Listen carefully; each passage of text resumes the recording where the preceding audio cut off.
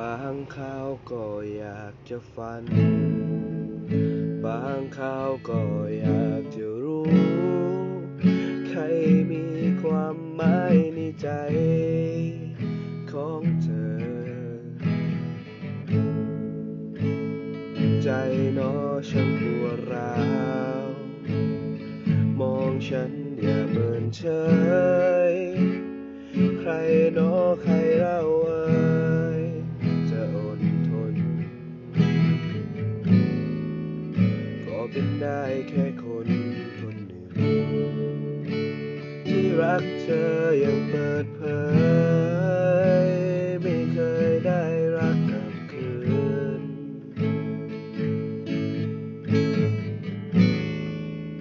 ก็เธอนั้นแค่คนคนหนึ่งจะรักไม่รักช่างเธอให้ฉันงมงายต่อไป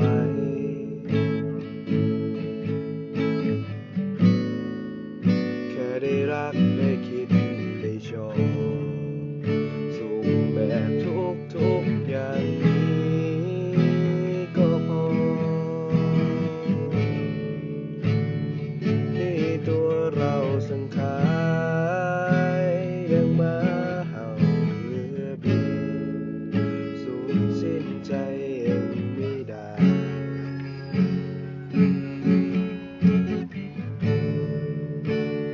ไม่กวนใจให้มองไม่รักไม่ว่าอะไรคิดได้ฝ่ายเดียวก็พอ